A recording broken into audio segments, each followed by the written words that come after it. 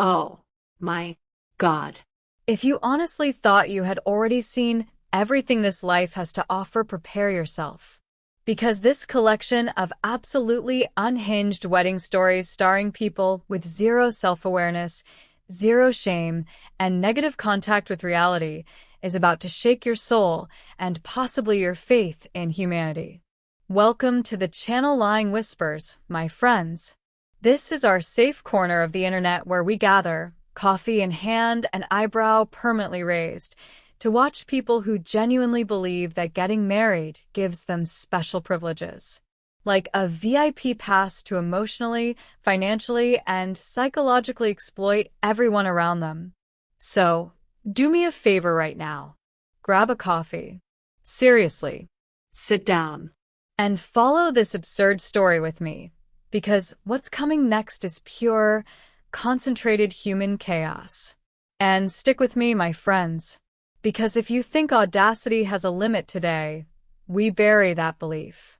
The narrator, who has survived way too many other people's weddings to remain spiritually intact, wants to make one thing very clear from the start. These stories are not fiction. Or, if they are, the people involved committed to the bit way too hard. Because something strange happens inside certain people's brains when they hear the word wedding. Something chemical. Something dark. A switch flips, and suddenly they believe. This is my moment. The world stops. And everyone owes me something. And that, my friends, is how entitled bridezillas are born. Story 1. The bride who canceled the wedding but not the cash. Take a breath. Because this one requires emotional preparation. Pam, fake name, tragically real attitude, was engaged to Edward. They looked normal enough. Cute pictures. Smiles that scream, "We practiced this." Forever promises written in cursive fonts.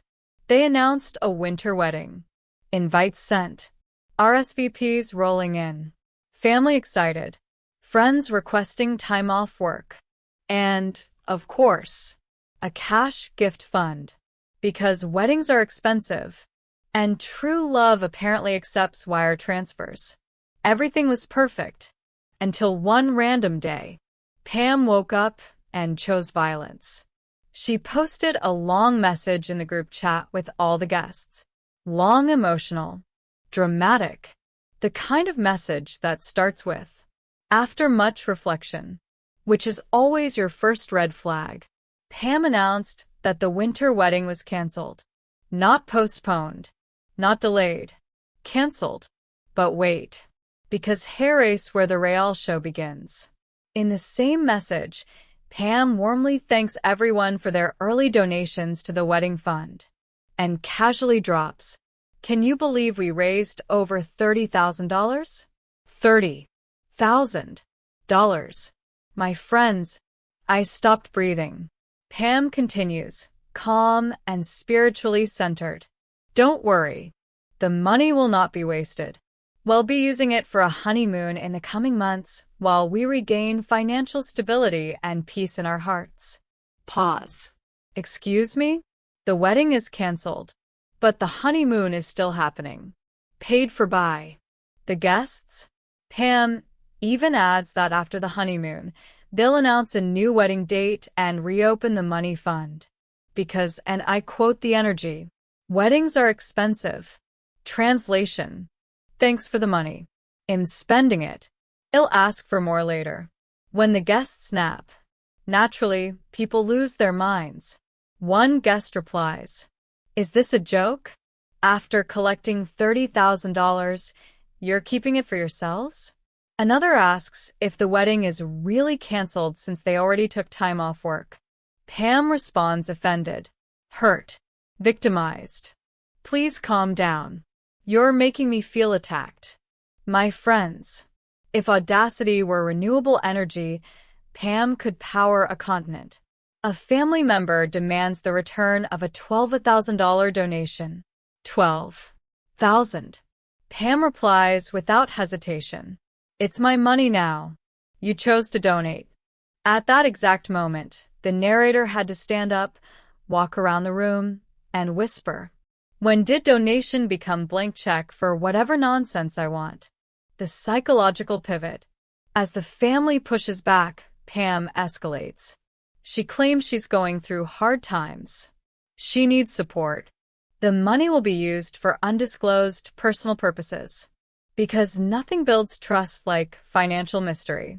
One guest, bless her soul, says she only donated $200 and doesn't care, but asks everyone to consider Pam's feelings. Pam replies, "People care way too much about money.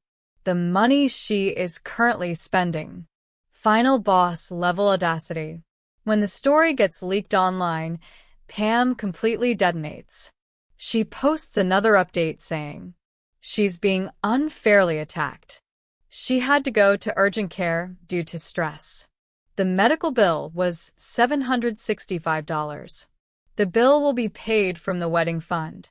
She needs $2,000 more for emotional recovery. She's entering a social media blackout. And please keep donating. She ends the message with a quote attributed to Genghis Khan. "Silence isn't empty. It's full of answers." I screamed. Out loud. Narrator's reflection. My friends, this isn't just a story about one clueless bride. This is a case study in how some people confuse love, celebration, and a divine right to exploit others. Getting married doesn't make you royalty. It doesn't make you a martyr.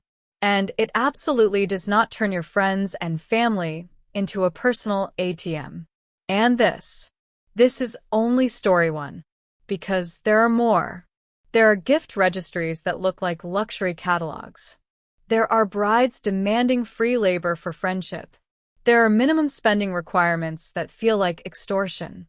Because once you realize this wasn't an isolated incident, once you understand this is a pattern, a lifestyle, a personality trait, everything starts to make horrifying sense. Audacity doesn't appear overnight, my friends. It grows. It evolves. It gets married. Story 2. The gift registry that looked like a billionaire's wish list. Take another sip of coffee. Trust me, this bride, will call her Vanessa, because that name already carries the energy of I deserve more, was getting married in October. Normal timeline. Normal invitations. Normal excitement. Until she sent a follow-up announcement.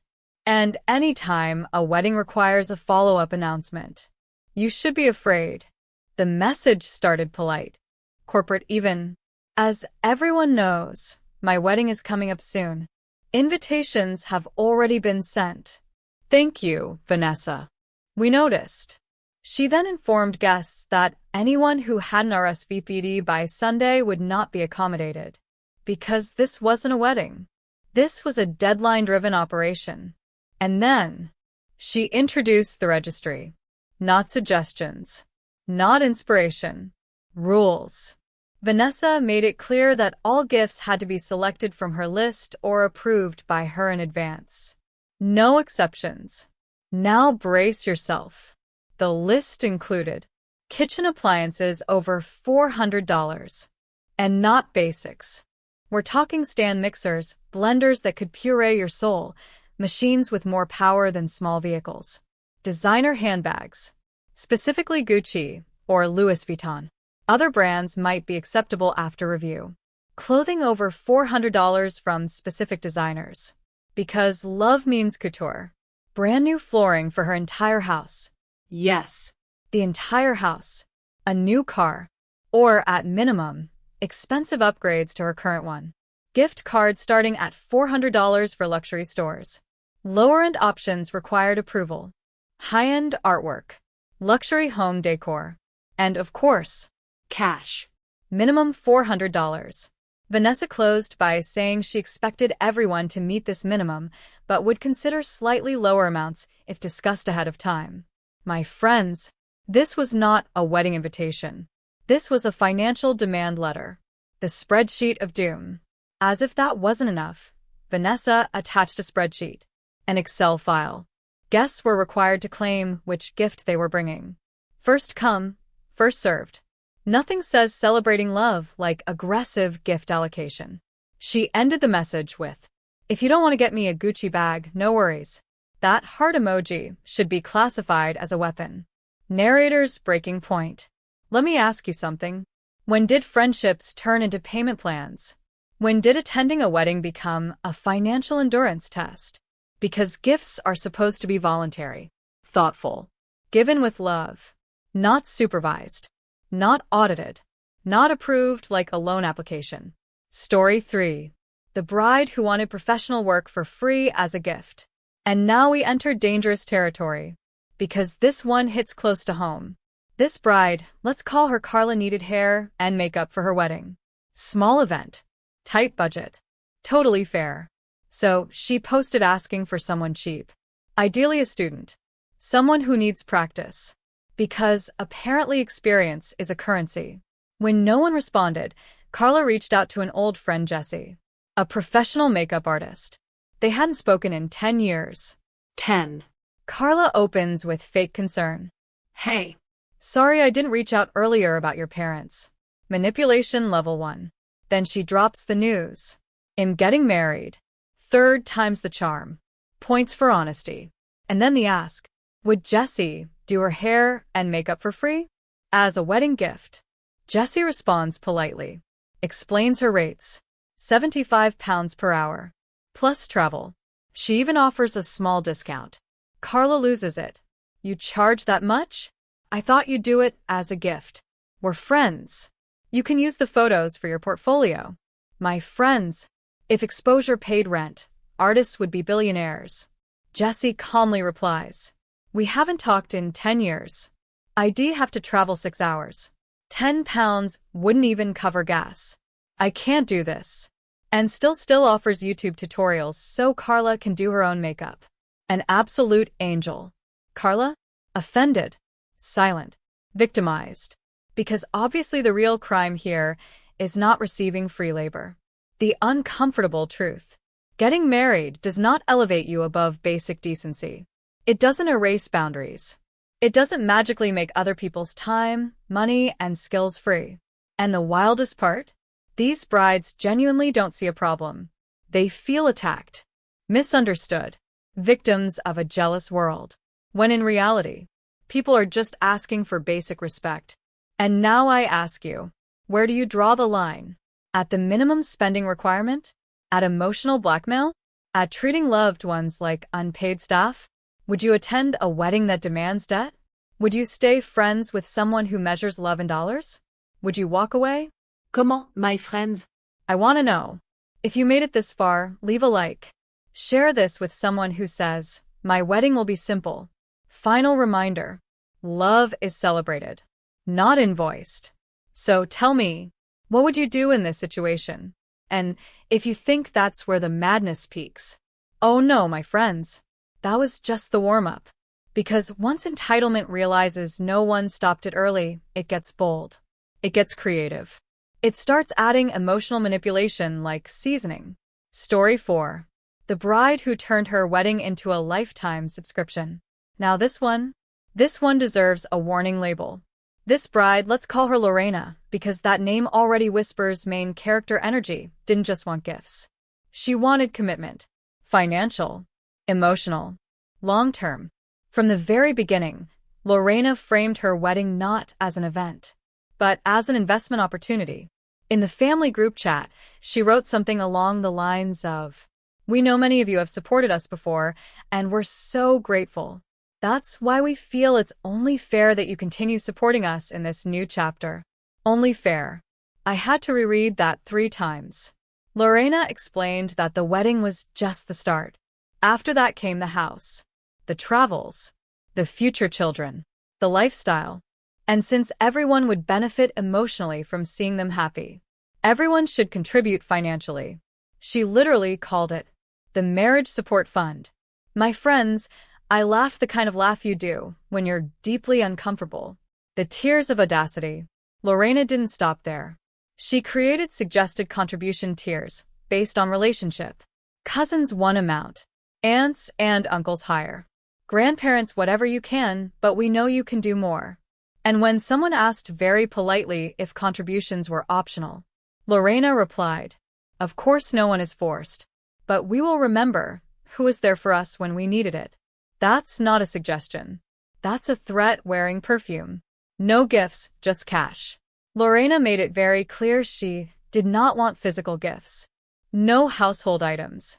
No sentimental objects. No surprises. Only money. Money for the wedding. Money for the honeymoon. Money for the future. Money for whatever comes up. Because apparently marriage now comes with recurring billing. When someone dared ask if there was a limit, Lorena responded, "Love has no limits. Your credit card does, babe." Story 5. The bride who took it personally when a friend was poor. This one hurts. Because this isn't funny anymore. This is just ugly. This bride Mariana planned a destination wedding. Beach. Luxury resort. Dress code that screamed linen and generational wealth. The invitation clearly stated, all travel and accommodation costs were the responsibility of the guests. One of her closest friends messaged her privately, embarrassed, explaining she simply couldn't afford it. She apologized. She expressed love. She wished her happiness. Mariana replied, "It hurts that you're not willing to make the effort. This is one of the most important days of my life." The effort. As if money appears when you care hard enough. The friend explained again gently that it wasn't about love. It was about reality. Mariana's response? Then maybe we're not as close as I thought. My friends. Anyone who equates friendship with financial sacrifice is not your friend. That's emotional extortion with better lighting. Let's talk about the real issue. Here's the truth nobody likes to say out loud. Weddings don't make people entitled. They reveal entitlement. They expose who already believed the world revolved around them and just needed a white dress as justification. A healthy person wants your presence. An unhealthy one wants your wallet. Story 6. The bride who asked for emotional donations. Yes, this is real. This bride asked guests to include, along with their gift, a written letter explaining how they would support the marriage in the future. Emotional labor. Availability. Loyalty. Basically a soft contract. The message ended with, "Marriage is a team effort. Sweetheart, the team has 2 players. Everyone else is a spectator." The narrator gets personal. I've been to weddings with expensive gifts. I've been to weddings with modest gifts. I've been to weddings where I brought nothing but love and good intentions. And not once did a mentally healthy person make me feel small for it. Because emotionally mature people understand something very simple. If you need to financially pressure people to celebrate your love, you're already missing the point. Final questions, my friends. So now I ask you, Where do you draw the line? at minimum spending requirements? At guilt tripping? At being told your presence isn't enough? Would you go into debt for someone else's wedding? Would you stay friends with someone who treats love like an invoice? Would you walk away without guilt? Tell me. I need to know. If you made it all the way here, leave a like. Share this with that one friend who says, "Don't worry, my wedding will be chill." And remember this, my friends, engrave it in your soul. Love is celebrated, not monetized, not audited, not weaponized. Comment below, my friends. What would you do in this situation? Story 7. The bride who assigned tasks like a corporate project manager.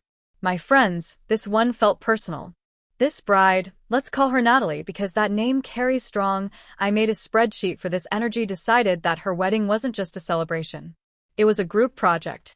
And none of us asked to be enrolled. Weeks before the wedding, Natalie sent out an email. Not a text.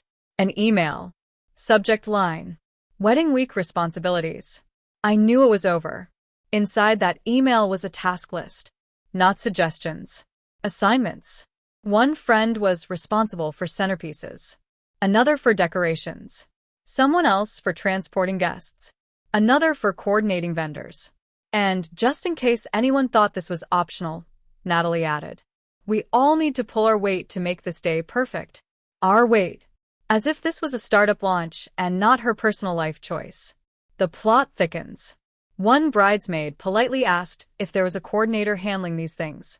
Natalie responded, I thought it would be more meaningful if friends helped. It shows who really cares. Ah, yes. Nothing says love like unpaid labor under emotional surveillance. When another friend said they were overwhelmed and already stretched thin, Natalie replied, "Everyone sacrifices for weddings. That's just how it is." No. That's how you are. Story 8. The bride who got mad about the wrong gift. Because of course there's one. This bride, Emily, received a beautiful, thoughtful gift from a family member. Handwritten card. Sentimental item. Clearly chosen with care. Emily's response? A message. Not a thank you. A correction.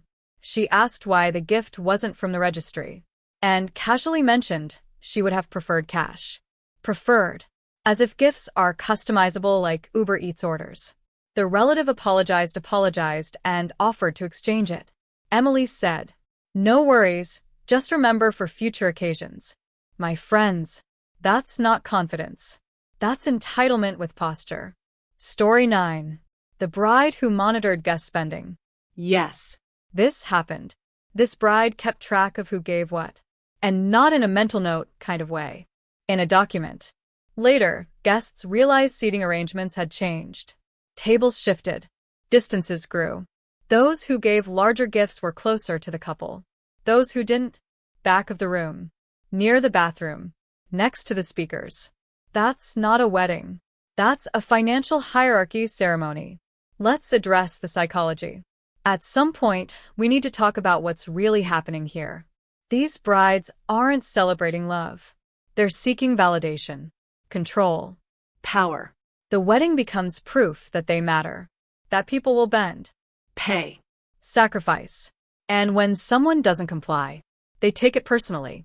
Because, in their mind, your boundary is an insult. Story 10. The bride who cut friends off after the wedding. And this is the quiet one. The one no one warns you about. After the wedding is over, the thank you stop. The texts fade. The relationship disappears. Because once the event is done, so is the need. Friends later realized they were invited not for love, but for logistics, labor, money. And when those were no longer required. So were they? The narrator's final confession. If you're listening to these stories and thinking, wow, that sounds like someone I know, trust that feeling. Entitlement always leaves clues. And healthy relationships never require you to prove your worth with sacrifice. Final thoughts, my friends. Let me leave you with this. A wedding is one day. Character is forever. If someone shows you who they are under pressure, believe them. So tell me, which story shocked you the most? Where would you have walked away? And would you ever say something or just silently exit? Comment below, my friends. I read every single one. Like, share, and send this to that friend who's planning something small. And remember, the right people want you there, not what you bring. So go on. What would you do?